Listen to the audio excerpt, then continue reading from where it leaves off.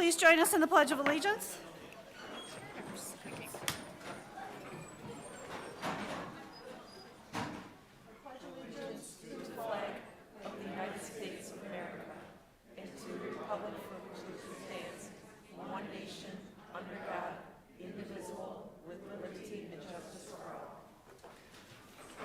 Sorry.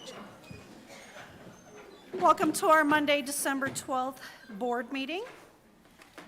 We'll move right along to our agenda approval, deletions, additions. Dr. Veracco. Thank you, Mrs. Suze. We have a revised board agenda at your workstation under Roman numeral 7.5. We've added the swearing-in ceremony for Mr. Marshall and Mrs. Kelly, and we've also amended 7B1 personnel recommendations for Mrs. Mucha. Move to approve. We have a motion by Dr. Medlin. Second? Second by Mrs. Kelly. Any discussion? Hearing none, all in favor? Aye. Aye. Any opposed? Motion approved. Passes, sorry. Is there any correspondence, Mrs. Kelly? Not this evening. All right, we'll move right on to our liaison committee updates. Mr. Marshall? Nothing to report this evening, thank you.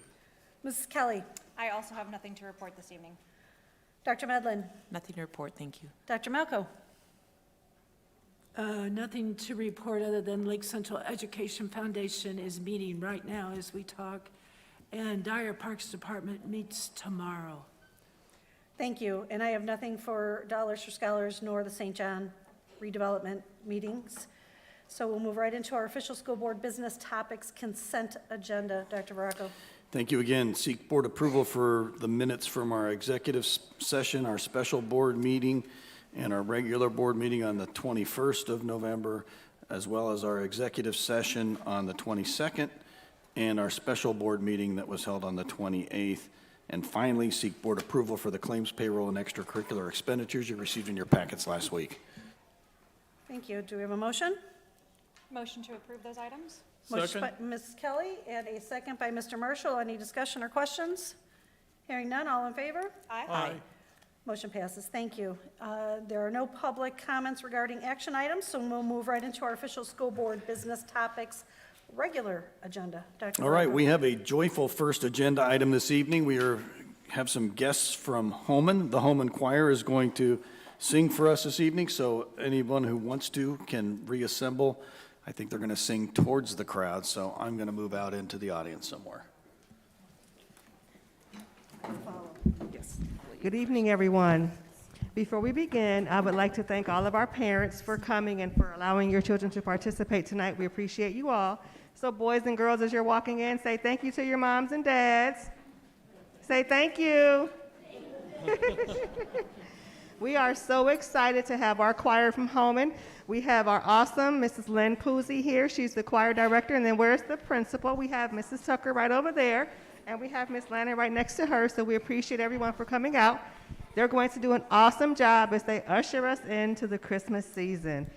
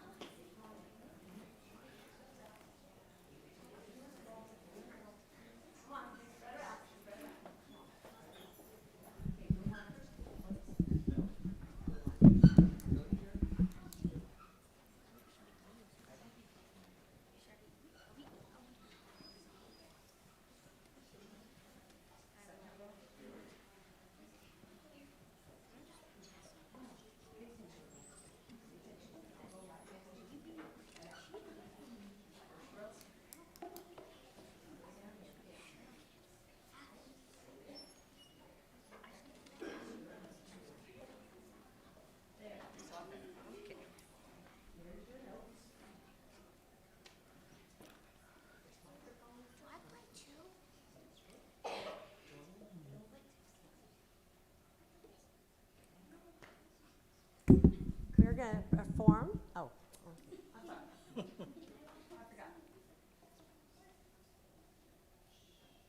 We're going to perform 3 songs. We're going to start with Up on the Roof.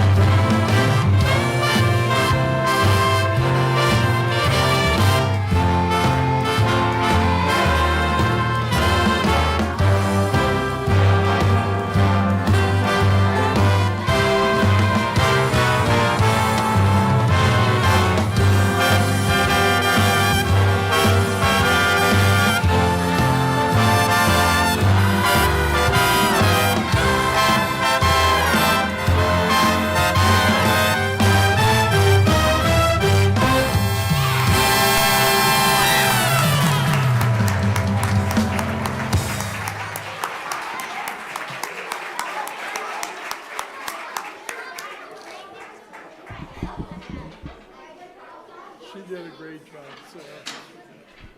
Okay, one more song for you guys. We're really entertaining today, aren't we? Okay. The last one we're going to perform is If I Were a Reindeer.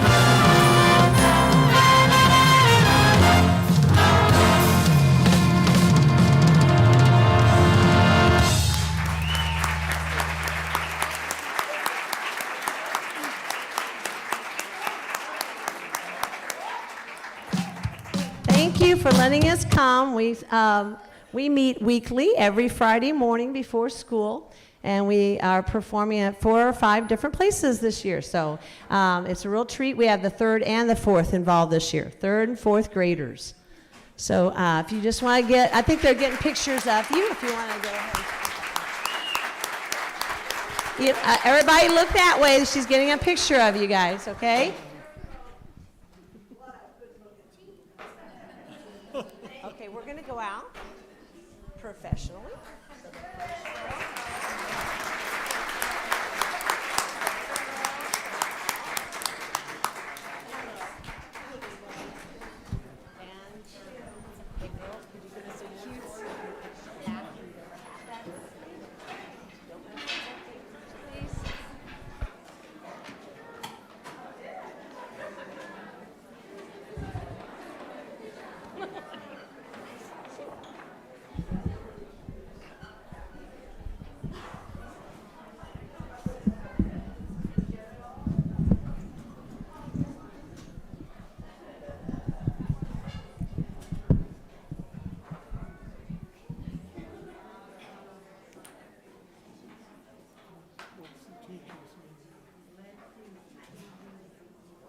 Thank you. Yeah, well, I knew it at home, yeah. We are going to continue with recognizing our Holman Elementary Spell Bowl team. Thank you for allowing us to be here. I also want to thank you for listening to our choir. They really do practice a lot, and I definitely have to give all the credit to Mrs. Pusey. She has such musical talent. I have zero, but so we are happy to have her at Holman. So again, thank you for allowing us to be here tonight, and we would like to recognize the Holman Spell Bowl team. And I would like to call down the coaches that helped these students excel in this competition, and that is Mrs. Melissa Cummins and Mrs. Lynn Malatestinek. On November 14th, Holman participated in the elementary spell bowl competition that was held at Kaler Middle School.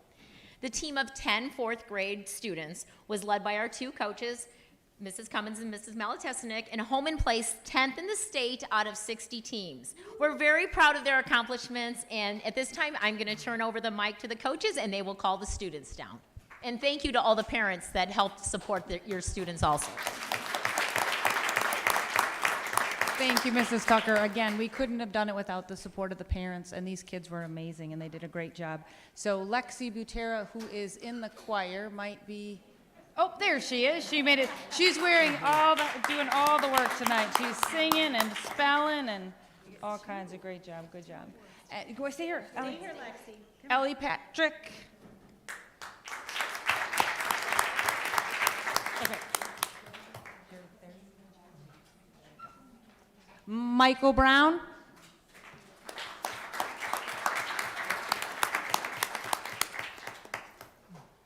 Oh, you're sweet. Thank you, Michael. Grayson Yonker.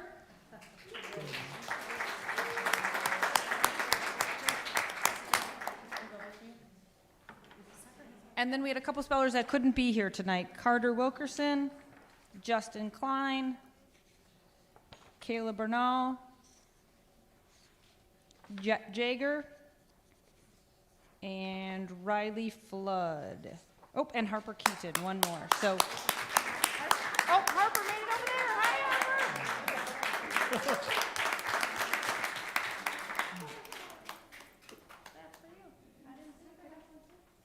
Good job. Thank you very much.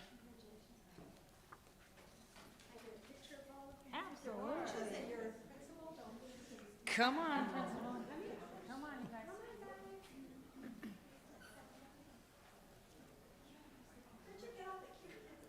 Right? They're so cute.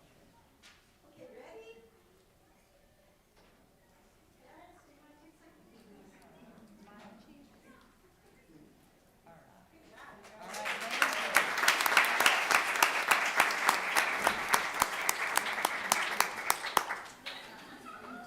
We also have the pleasure of recognizing the Bibbich Elementary Spell Bowl team. I'd like to invite up Mrs. Petralia and our coaches at this time.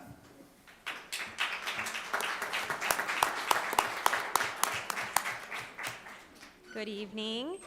Miss Eleanor Rourke, what? Were we just here? Yes, we were just here. Eleanor Rourke and Michelle Snow are our spell bowl coaches at Bibbich. I prepared something this time. To our Bibbich Spell Bowl team, congratulations on such a wonderful achievement. Your time and dedication are remarkable, and as your principal, I can assure you that the staff and students at Bibbich are so proud of you. To the Spell Bowl parents, thank you for your time and dedication as well. We know that you practiced words that some of us have never heard, speaking for a friend, obviously, and changing your schedule to pick up your child from Spell Bowl practice is not always easy either. Ellen and Michelle have coached the Bibbich Spell Bowl team this year and many years prior. While we are proud of them for placing third in the state of Indiana, we are very proud of the priceless skills our students learned from these ladies during the season. These include learning effective study strategies, working as a team, showing support to our teammates and competitors, and setting goals. Congratulations to our Bibbich Spell Bowl team.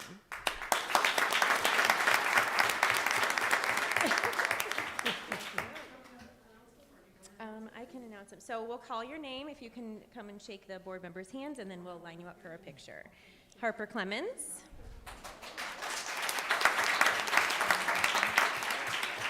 Micah Dennert. Audrey Johnson.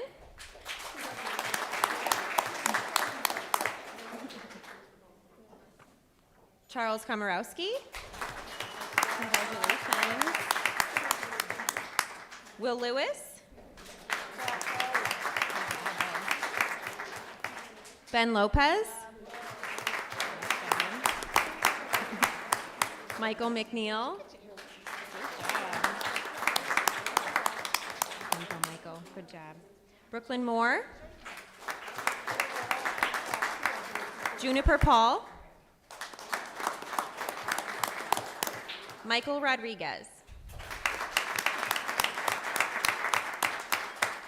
Dylan Chenault.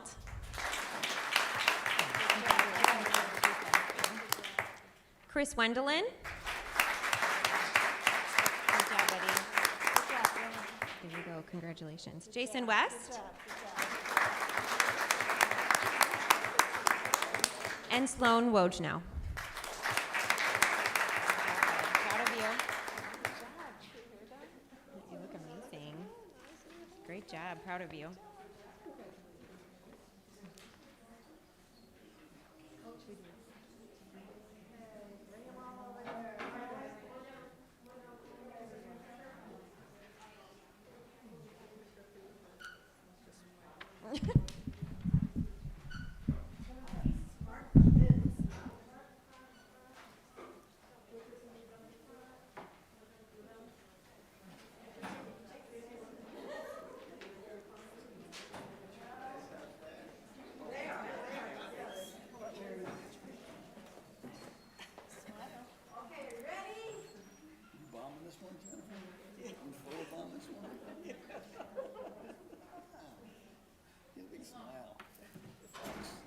Rabbit ears.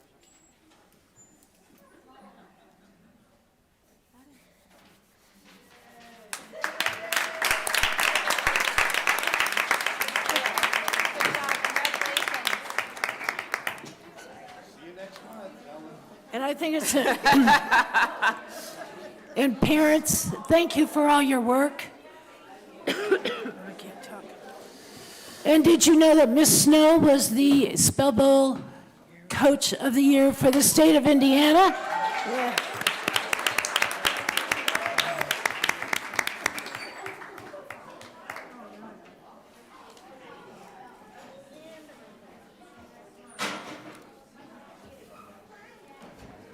Sorry.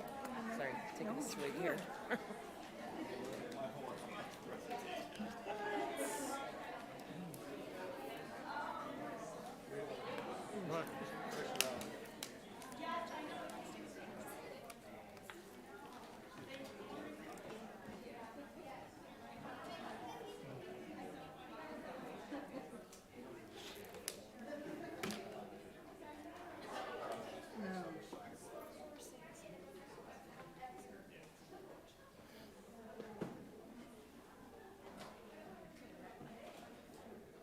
And then there was us. Yes. Which is good. It's good. No public comments tonight. Oh, gosh, I just. Yeah.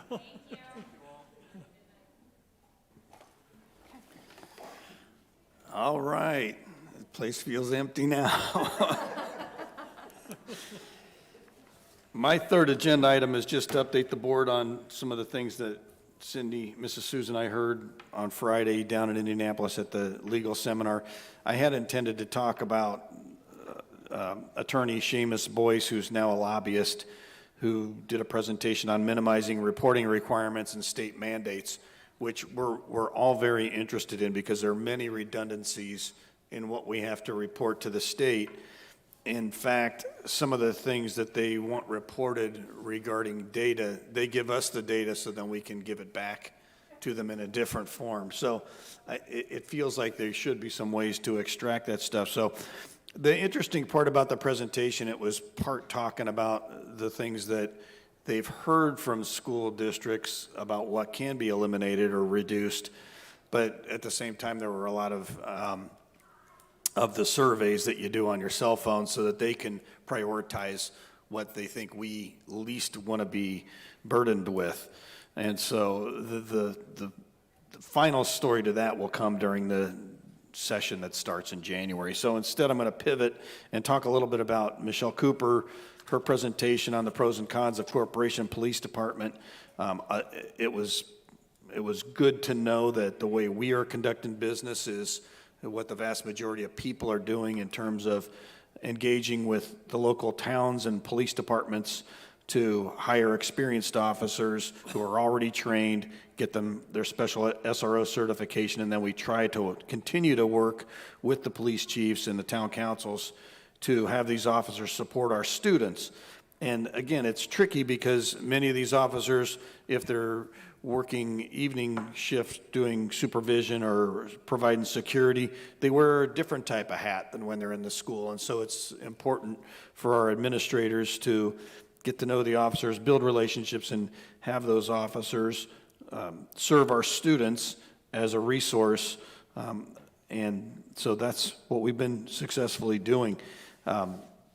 The other pieces that make it complicated is for the districts that engage with their own and hire their own police department, all of those rules regarding police certifications from the Indiana Law Enforcement Agency are still required, and so it would be a pretty big burden on individual school corporations to monitor that stuff. That's why most of the schools, and there are only a few that have their own police department, actually have one of the people as a police chief.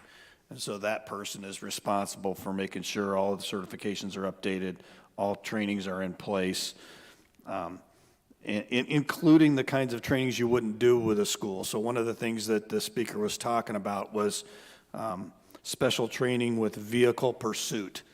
Now, I guess our police could be needing to do that if somebody created a problem at the school and then they were chasing them, but it's not nearly as likely as what, you know, our police unfortunately are forced to do on a Sunday or Saturday night at 2 a.m.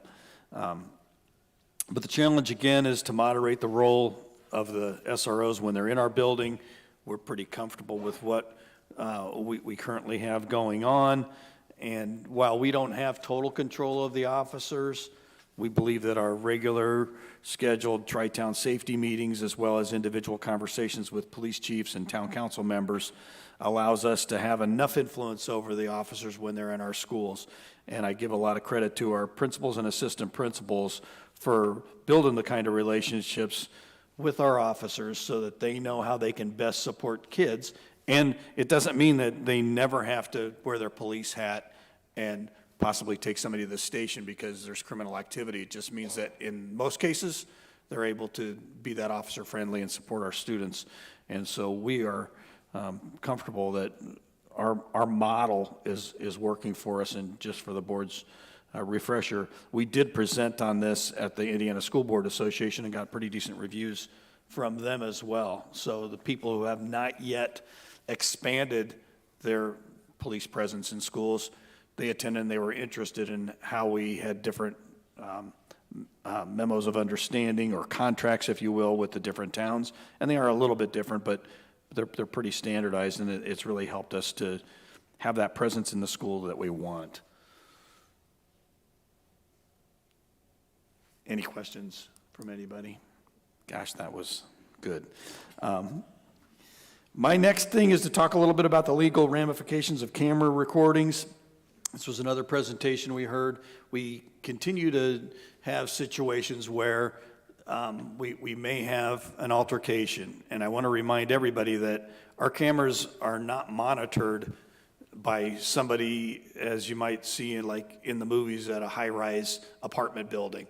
So what our cameras do is they archive events, and we're able to watch the footage, then the recording, and go back and unravel at least one angle or one side of the story about what happened. What we typically experience is when we have it on a recording device and we don't have good eyewitness testimony or the story between two people, if we're using a fight as an example, and the witnesses, there's gray area, we watch the footage to try to piece it together. What we currently experience oftentimes is the parents want to see the video. And it's tricky when there's more than one person in that scene. An informal survey in the room indicated that none of the people in the room had the technology, the ability to blur out every face other than the person who you want to focus on.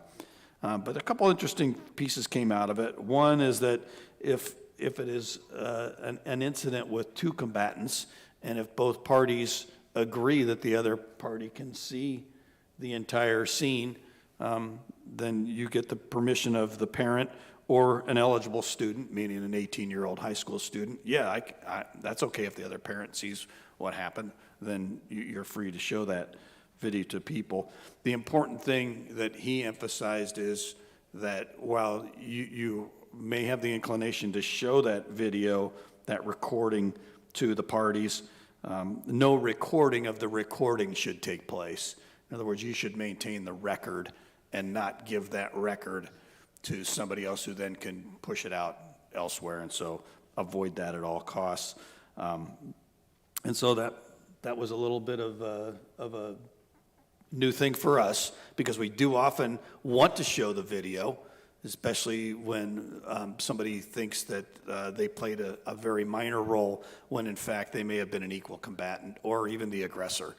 And so we'll continue to monitor what happens in this area, but our cameras help us to unravel incidents. But I just want to say one more time for the record, we don't monitor them, so we're not usually able to interject and stop things from happening just because we have a fair number of cameras across the district. So that was from Friday. Any questions about that piece? All right, now the exciting part where we get Mrs. Peterson to come and swear in Mrs. Kelly and Mr. Marshall. You may know that in the past, oftentimes we've done this at our reorganization meeting in January, but the law does allow us to do it early, and we just as soon knock this piece out so we can hit the ground running on January 3rd. Take it away, Mrs. Peterson. I will do. Ms. Nicole Kelly, would you like to stand, please? And Mr. Howard Marshall, would you like to stand? Is that okay? Are you okay? Takes me a moment. No problem. Would you like to do it together or separate? Okay. Together. If you would please repeat after me, I, and state your name.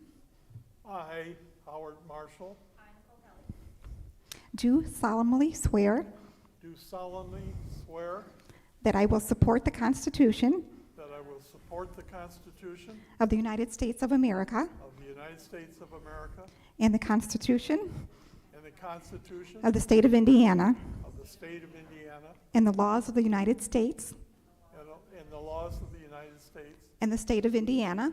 and the State of Indiana. I will faithfully execute I will faithfully execute the duties of my office the duties of my office as a member of the governing body as a member of the governing body of the Lake Central School Corporation. of the Lake Central School Corporation. So help me God. So help me God. By the authority vested in me, I declare Howard Marshall and Nicole Kelly a member to be duly elected. Please join me in a round of applause and congratulations. Thank you.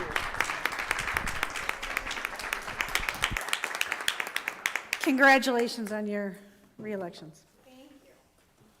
That didn't hurt a bit, did it, Howard?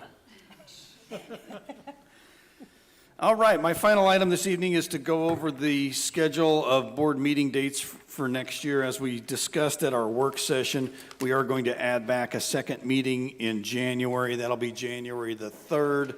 It will be for us to conduct our basic reorganization business, and we'll also pile some claims in there for Mr. James's request. So it'll be a short meeting because the rest of the business of the board will take care of at the regular January 23rd meeting. We inadvertently didn't look where we have to have the reorganization meeting done by January 15th of each calendar year. So that meeting will be a 6 p.m. meeting on January the 3rd. The rest of the meeting dates on your schedule will be 7 p.m. We have not confirmed yet with the board on next January. We typically put that first meeting on this list. So I'm going to declare that if you approve this, those two meetings in January of '24 will be tentative. We can still talk about those later in the school year when we get closer to it, because the holidays get tricky for people. So That's what we're going to do, Tuesday, January 3rd, 6 p.m., the rest of those dates, 7 p.m. Seek board approval for those meeting dates at this time. Do we have a motion? I move to approve the meeting dates. Motion by Dr. Medlin, and I will second that. Any discussion? Hearing none, all in favor? Aye. Motion passes. Thank you. So we'll move right along to our Director of Human Resources Personnel, Mrs. Mucha. Thank you very much. We are recommending the following personnel items be approved. Move to approve. Motion by Mr. Marshall. Second by Dr. Malco. Any discussion, questions? Hearing none, all in favor? Aye. Motion passes. Thank you. Thank you. Move right along. Director of Primary Education, Dr. Bracy. Good evening. I am seeking approval for the professional leave request in your packets. Motion to approve? We have a motion by Mrs. Kelly, Second. second by Dr. Medlin. Any discussion, questions? Hearing none, all in favor? Aye. Motion passes. Thank you. Thank you.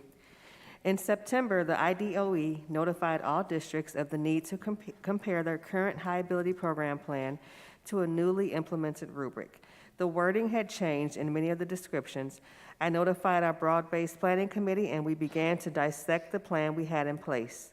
A broad-based planning committee, or a BBPC, is required for any district that has a high ability program. The purpose of the committee is to create plans and goals for the high ability program. Our committee is made up of 15 members, including teachers, counselors, social workers, parents, and administrators. We had visuals and tables. We've added them to our in our plan, we added visuals and tables to explain the parameters used to identify students for the high ability services. There are certain areas that had to be covered to meet the needs of the rubric. You will see those in bold print at the top of each section. We added the names and titles of all the BBC to the plan and listed the steps needed for a student to be exited from the program. Our plan is also located on the website.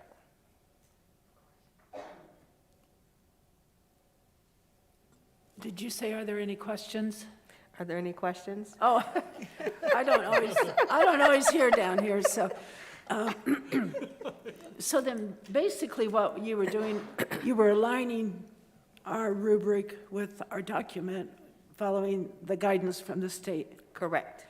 All right, and I noticed you read off that you have parents on the broad-based planning committee. Correct. And how often do you meet? We meet 3 times each year. 3 times in each year? Yes. Okay, all right, thank you for sharing that. You're welcome. I'm glad you're following the guidance of our State Department. Thank you. Any other questions? Thank you. Our Director of Secondary Education, Mrs. Castaneda. Thank you. For my first item, I am seeking your approval for the professional leave requests. Move to approve. Motion by Mr. Marshall, Second. second by Dr. Malco. Any discussion? All in favor? Aye. Motion passes. Thank you. And for my second item, I am seeking your approval for the field trip requests. Move to approve those? Motion by Mrs. Kelly, and I will second that. Any other discussions, questions? Hearing none, all in favor? Aye. Motion passes. Thank you. Thank you. Our Director of Student Services, Mrs. Gramala. Thank you. I am going to turn it over to Liz DeVries, who is our EL coordinator for the district, and she's going to present just an update on our programming for English language learners. It's going to be on the screen if you want to move down to see it.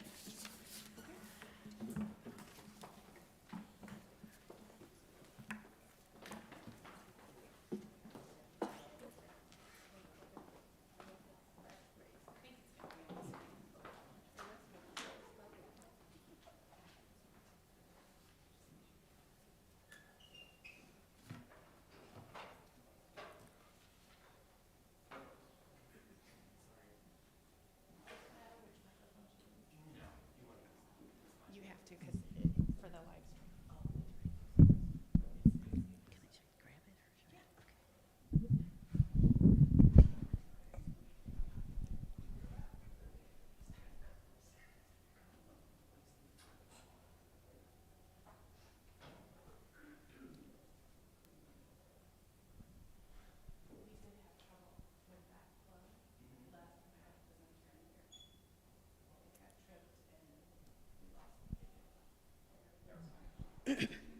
Okay, hi, thanks for being here. I know it's late, but here we go.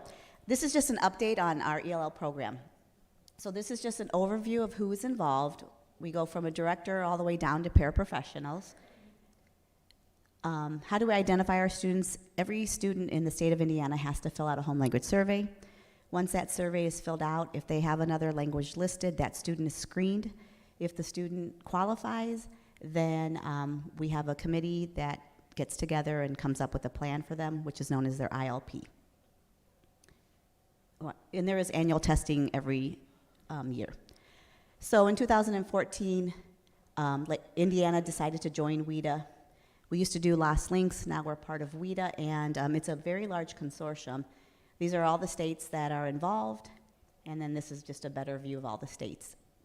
So it's nice when students come from a state that is what we call a WIDA state, because we already have their scores, we have everything together. This is the WIDA access test and what's involved. The grade levels are kindergarten takes their own test, and then grades 1, 2, 3 through 5, 6 through 8, and then 9 through 12.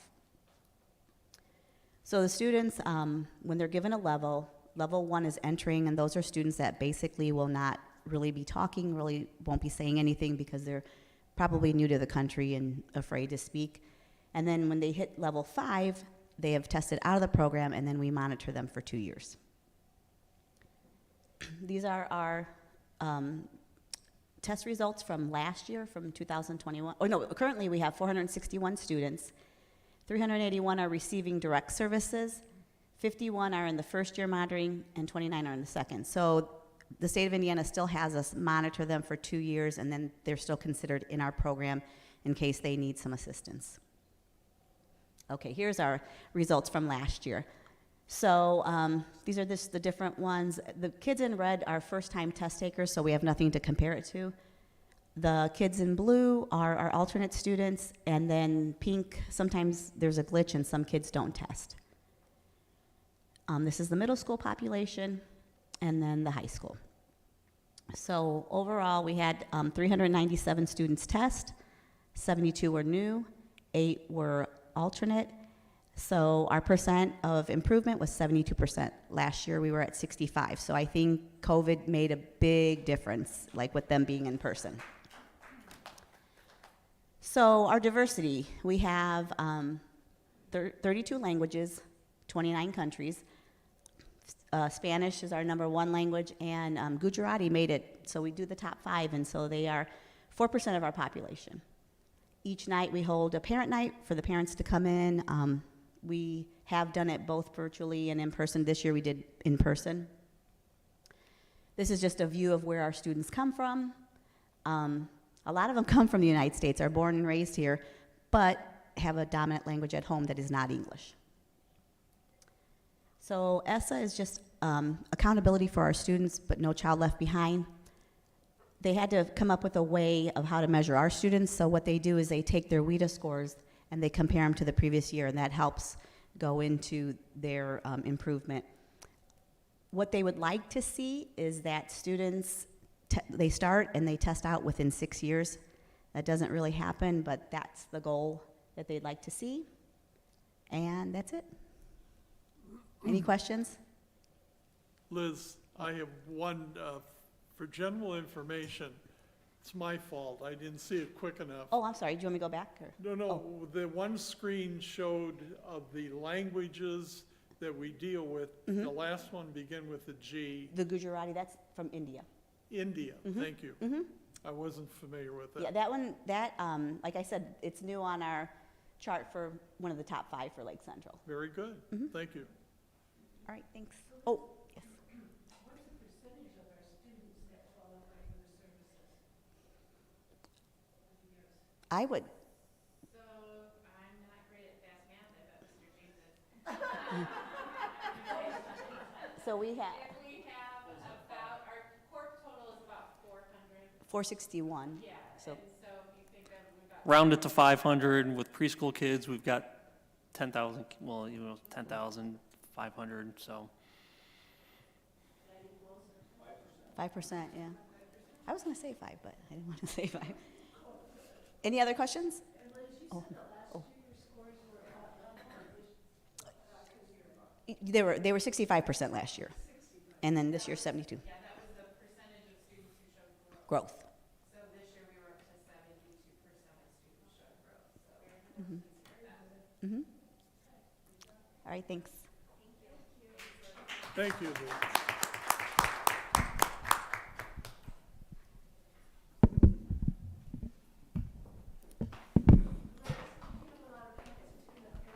We really do. Every school always has at least 2 to 3, which is good.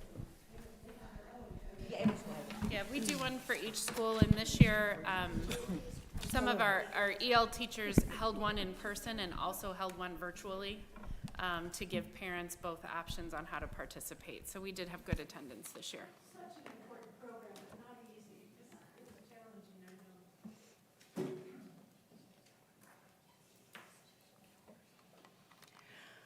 Thank you. Now on to our Director of Business Services, Mr. James. Thank you. My only item is to seek your approval for the donations that were included in your board packet. Move to approve. Motion by Mr. Marshall, Second. second by Dr. Medlin. Any discussion or questions? Hearing none, all in favor? Aye. Motion passes. Thank you. Thank you. And there are no public comments. So with that, we will move on to our board comments and consideration of future agenda items. Mr. Marshall.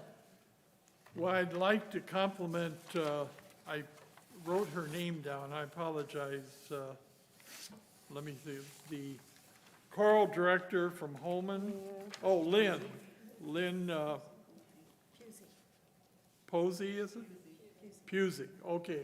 I'd like to compliment her on having a very spirited group, and that's a nice way to start the holiday season. Thank you. Couldn't agree more. Mrs. Kelly. No comments. Dr. Medlin. Happy holidays to everyone. Dr. Malco. Did she say Mrs. Malco? Doctor. Oh, Dr. Malco. Yes, first of all, Merry Christmas to everybody, and enjoy and take some time to relax and enjoy family.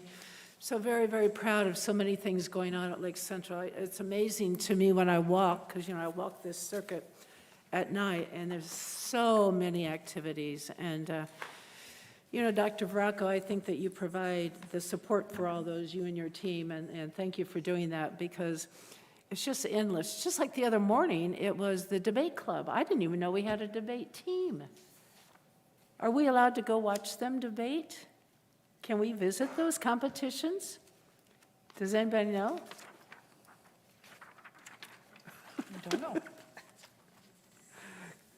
Could we find out? I'd love to go hear that. That sounds neat. So anyway, that's all I have to say. Thank you. Thank you, and just happy holidays and a happy new year to everybody. And I will turn this over now to Dr. Varacco for board calendar future activities. Okay, we continue to have a lot of extracurricular activities. Encourage all board members to look at the calendar and attend some of those fun things that are coming up. And our next meeting will be on January the 3rd at 6 p.m. in the K-Trap room. Again, that will be a very skinny agenda just to do our reorganization in order to meet the state mandated guideline. Other than that, everybody have a great evening and thank you. Thank you. Do we have a motion for adjournment? Motion to adjourn. And I will second that. All in favor? Aye.